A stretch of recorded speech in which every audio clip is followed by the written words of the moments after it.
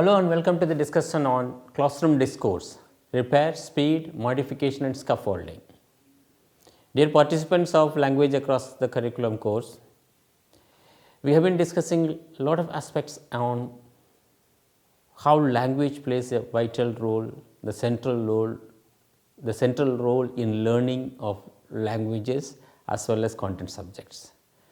Today let us get into how the classroom discourse is organized, happens, and how learners and the teacher in the classroom create a discourse, speak, interact and modify their speech and the speed and how they scaffold. Let us see that.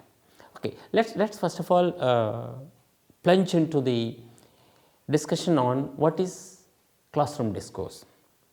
Classroom discourse includes, dear participants, all written, spoken communication in the classroom, and communication may also happen visually. When I say all written and spoken communication in the classroom, it does not mean just the written text and what children speak. There are many more things involved. It includes thinking of the children, interpreting, expressing, reflecting, agreeing, disagreeing and even debating, arguing, quarreling, and it also includes the speech acts of gestures, emotions, pragmatics. And teachers recognize the importance of constructive discussion and interaction in the classroom. And if that is the classroom discourse, how a discourse should be facilitated, guided, and there is also life in the classroom. What is that life? Who does what with whom? Let us get into this question. Teacher teaches learners with textbooks and other materials. Learners learn with learners and the teacher and use materials. Materials are used by both the teacher and the learners. Is that what happens in the classroom? Interactions do happen, and besides that, formal and informal interactions happen, and friendship happens, fights happen. So, there is life in the classroom which also guides the discourse in the classroom, and discourse in turn guides the life in the classroom, in the school.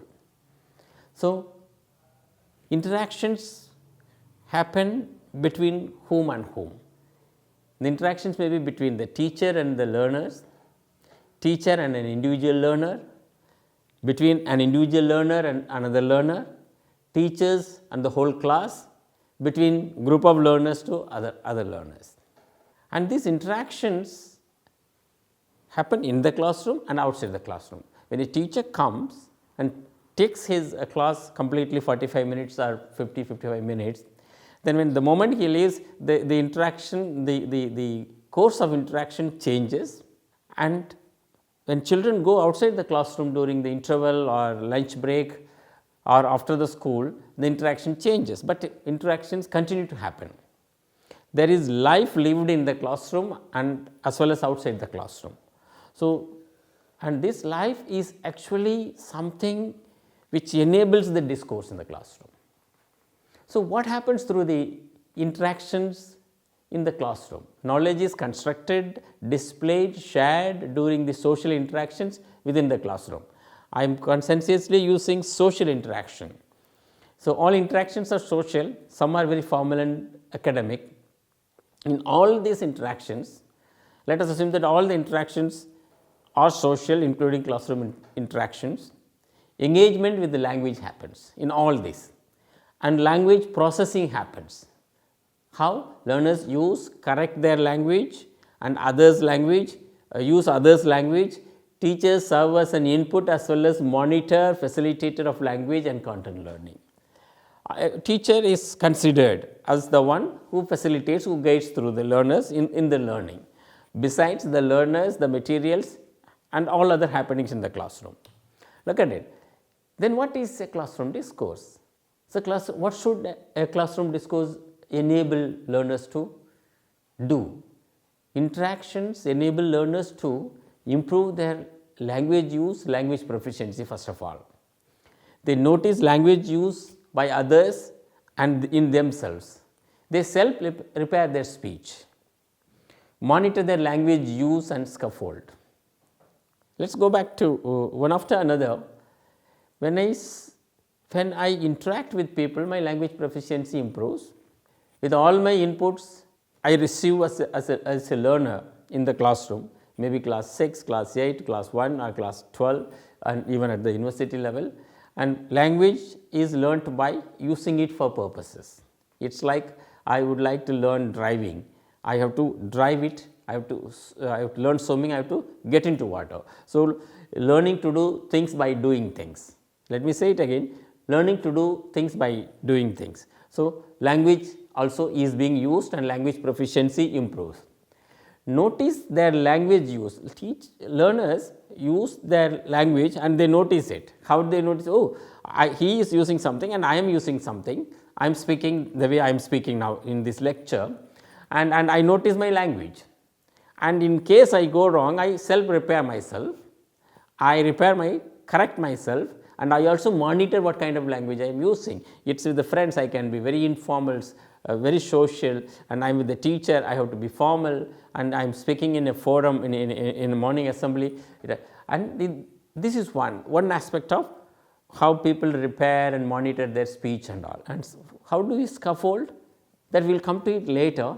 Scaffolding is a major strategy in learning itself, not only language learning, how we go back and forth and get others help and how others support make us learn better.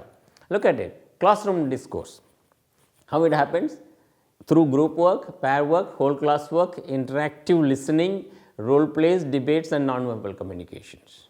Sometimes non-verbal communication, teacher gives a grim look, learners become very calm and quiet. Sometimes one learner shows a kind of restraint or anger, the other learners notice it and they behave accordingly. So, all these classroom interactions lead to a classroom discourse, building up a kind of knowledge construction within each individual in a different manner, individualized manner, and teacher assumes that everyone goes with some sort of commonality in learning. This is how classroom discourse enables learners as well as a teacher to proceed with their content learning and language learning. Look at it. Enhancing language use by learners. We need to really make teachers understand, we ourselves teachers, how can I enhance the language used by learners. I am using very deliberately language use. Learners have to produce language. When will they do that in the classroom discourse? Learners feel at ease using the language. So, when they are comfortable, this happens in their mother tongue, their first language or home language. Sometimes the medium of instruction is different from all the three. For example, Indian situation English, and if they are not comfortable with the English and the conversation moves on to the mother tongue. And this every Indian classroom is typically multilingual. So, if they are at ease, language generation in the learner happens, they respond to the teacher, they respond to their peers.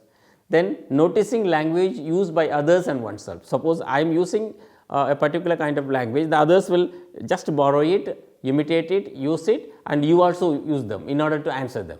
Where were you yesterday? Suppose someone asks you, where were you yesterday? Oh, you forgot. Oh, where was I? Then you pick up those construction from him, you notice the language, I was at home only. And they also learn in the classroom discourse how to take turn. Let's listen to someone saying, let them complete, then let me say it. So, this also leads to speech acts, and when you actually speak, you are actually acting, verbally acting and physically acting. Why we are acting? We are using language for pragmatic purposes, real life purposes.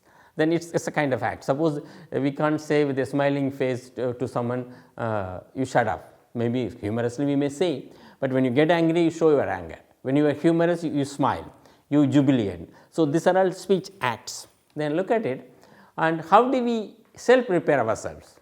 Here is a dialogue between two learners. First learner says, hey Arvind, don't know that you are angry with him. Hey Arvind, don't know that you are angry with him. This is first he says, then he corrects himself. This is an actual dialogue. Hey Arvind does not know that you are angry. Then the respondent says, oh, he is a fool, you know. Look at it.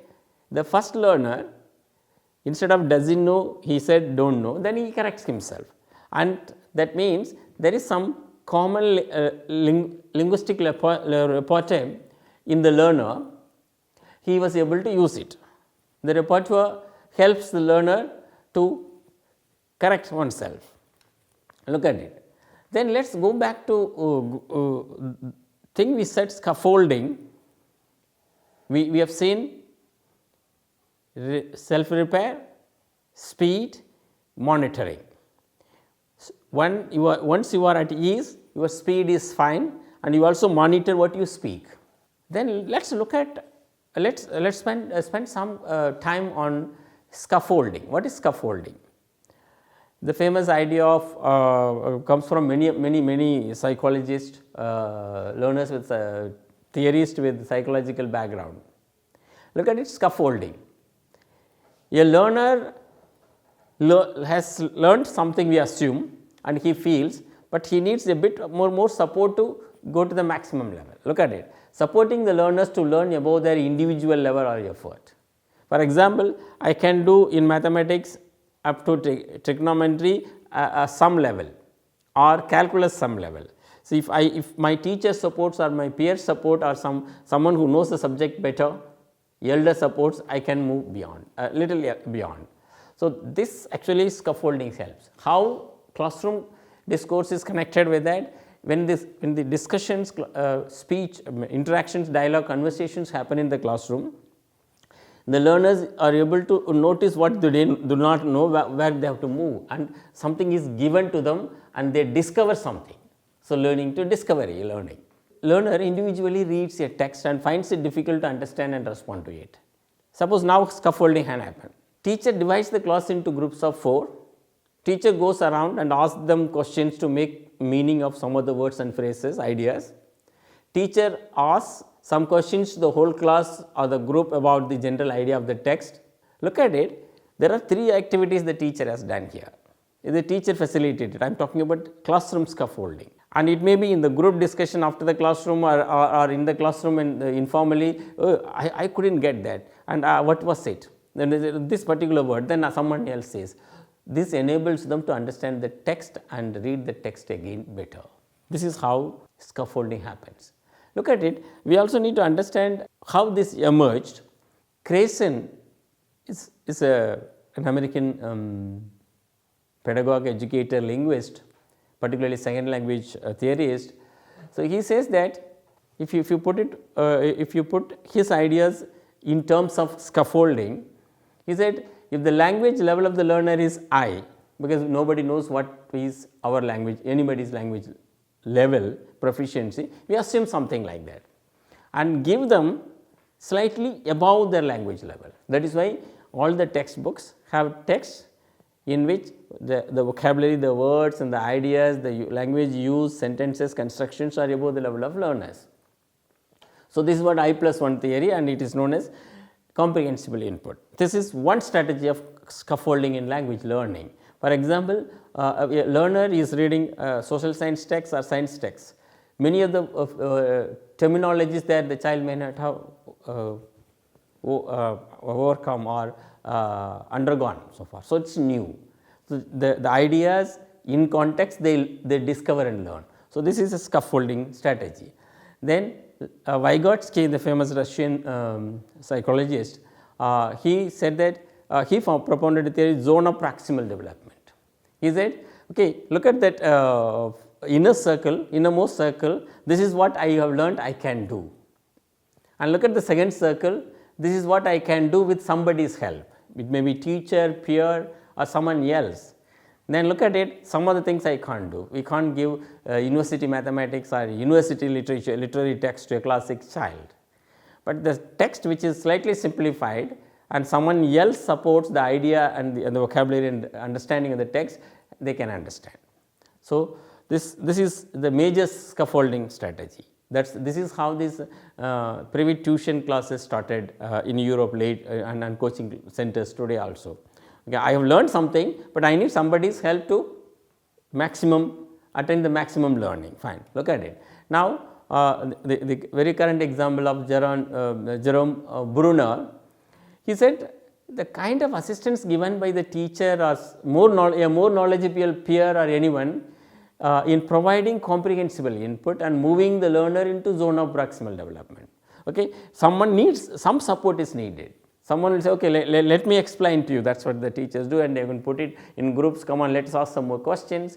What else and what not. This helps in scaffolding better. Look at it. Then what involves scaffolding? I have read a text and understood, I still find it difficult to understand it. Scaffolding is a tutorial behavior that is contingent, collaborative and interactive by IDA in 2006. What is contingent? Learner's action influences or influenced by others' actions. Suppose I am a learner sitting in the classroom and I am looking forward to someone, if someone knowingly, unknowingly I am looking forward to someone, if someone explains to me or supports me with some complementing ideas, it would be fine. Then in that case the particular learner is influenced by others, and someone who gives support to the other actually influences the other. That is contingent. We call it that military contingent, because it is kind of tutorial group behavior, and in the right way collaborative learning to achieve goal jointly. So, we can put 2-3 learners together, come on, let's try the sum. Here is a picture, describe it in 5 sentences, 10 sentences, then each one supplies. So, collaborative learning. Then most important thing is the interactive activities. You do group work, pair work, joint projects, so which makes them go forth and he knows this, he deals this better, so let me learn from him and I can explain to him, those kinds of ideas. So, how scaffolding strategies help? Look at it: modeling, bridging, contextualizing, schema building, text representation, developing metacognition. What is modeling? Let us take a look at it. Modeling is, that is the most common thing. Teacher demonstrates with some models in science, mathematics and also in social sciences, some examples, visuals. Second thing is bridging. What are we bridging? Learners come with some knowledge and new knowledge is given to them, new vocabulary, new ideas, new stories are given to them. So, how a teacher does is, he connects with the previous knowledge and ideas, comparable ideas or contrastive ideas. So, that helps, and then the modeling, if it connects with the previous knowledge, it is fine. And also it is important to contextualize in scaffolding. Bridging in analogies of learning visuals, really bring the real, that is what the experiments in laboratory experiments and real life experience started in science, and which creates a schema. That schema is an image created, a meaning created in the minds of learners through interconnections. I connect with my previous knowledge, and these are the strategies for scaffolding. Let us look at some more. Text representation: provide the text in other forms. Suppose a text is in point, let us convert it into a graphic text, cartoon, or in visual form, and this actually leads to all these leading to, look at here, a metacognition. That means moving beyond and looking at consciously be aware of ways and means of the task, and while doing it. Here it happens self-monitor in language perspective and repair, evaluate. I could have said this and this idea better. Adjust as one does to move beyond it. So, this all happening. So, you are supposing I am looking a phenomena or a project, means a process, and my language use coming out of it, and meta. In this case, beyond, you look at it and it gives you a critical perspective also. Let me take you back to again. You model it, you bridge the experiences, contextualize it, and it builds a schema, then text representation, developing metacognition. And at the end it leads to, let me look at things very critically. So, look at it: language repair, speed, monitoring, scaffolding in multilingual classroom. We all feel language happens, language classrooms, any classroom happens in more than one language in multilingual countries in India. It is not that only one language, even in English language classroom. I am talking about majority of the classroom. There are schools which use only English medium or only non-English medium Indian languages. But what if here the repair, speed, monitoring and scaffolding is much more natural, easier, contextualized when the classrooms have more than 2 languages or 3 or 4 languages. So, all the languages are used, learners interact in many languages, teachers use more than one language, of course teachers themselves, particularly in English medium or any medium, they move to English and maybe Hindi or Tamil, Malayalam or Mizo, whatever language, move back and come to this. Does this help or hamper? I have not put the other word. Does this help? And research has proved that multilingual classrooms are multicultural, diversity is respected, and children come with multi competencies. The multilingual repertoire of learners, how to make use of them. Learners have a lot of languages with them. Why can't I use it in the classroom? So, many languages are used concurrently, means it is not that we will tell the learners, okay, let me translate to another language. No. So, I am speaking in English, then moving on to Hindi and come back, go back to again this language, that language. So, that makes the classroom discourse multilingual in terms of language use as a strategy and as a resource. So, let me throw a bit of light on multilingualism as a strategy. Teacher uses many languages, teacher need not know all the languages, teacher uses many languages in order to drive home your point. Suppose the majority classroom learners may have a language, but the classroom may be English or Hindi or Tamil. So, what we need to do? So, he may ask a learner, come on, put it in the language. This is one. Another one, there are the same language, many languages are available in the classroom, make use of it as a resource. This is how it is said. For example, let me give an example. A story is narrated in a particular language, let us say Hindi.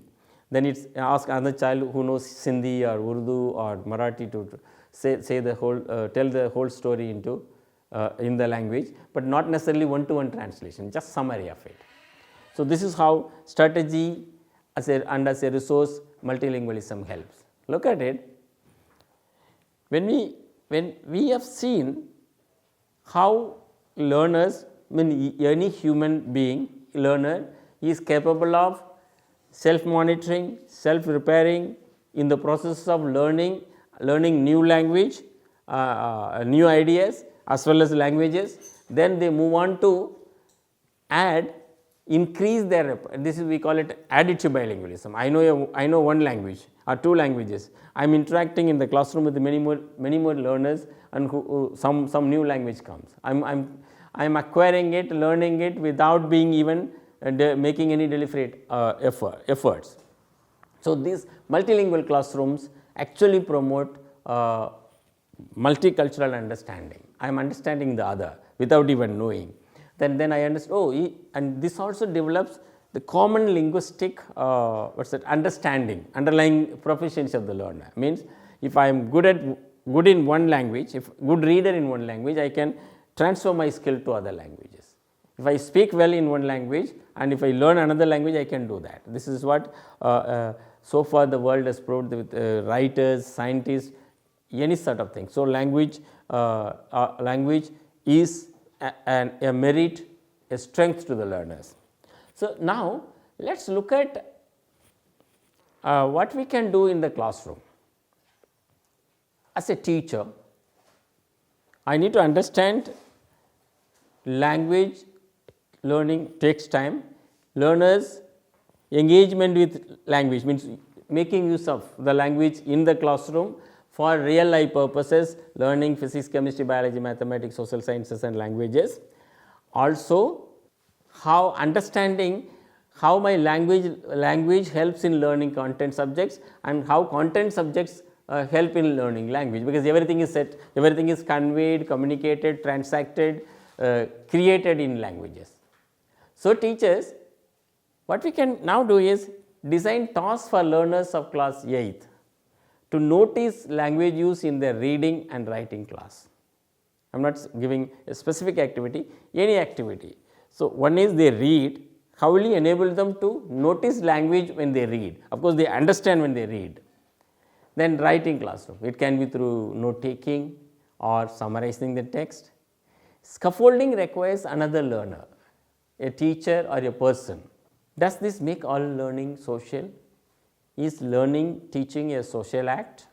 I am not getting into the political act of teaching is a political act, because the state prescribes textbooks, state creates curriculum, and we are living in a democratic state, quote unquote.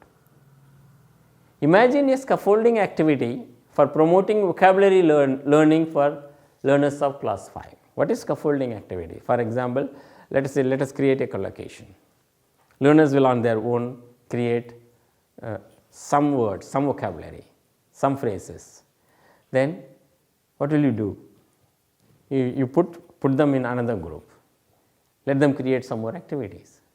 This is how scaffolding can help. Look at learners of this course. We have discussed many more things, many things. One is how language happens in the classroom, and the whole entire classroom discourse is social, most of the time informal and half of the time may be formal, which enables the learner to use language in groups and repair themselves if they are not and if they are not doing the language well, means speaking the word with fluency and accuracy, and they monitor their own speech and they modify their speech and scaffold themselves, or the classroom needs to provide scaffolding activities in order to enable them to use language well. At the end of the day, we expect learners to make meaning in the classroom, make meaning out of the inputs they receive. What are the inputs? Inputs are those: the teacher's language, ideas, textbook, what else? Peer interaction. That interaction, these inputs lead to all kind of language production. We call, that's what Chomsky call it performance of the language. So, if I have ideas and if I have my language linguistic repertoire, means the store of language basic competencies, basic ideas, vocabulary, how the word, sentences are constructed and how my ideas can. So, then children learn language, use language for purposes. This is what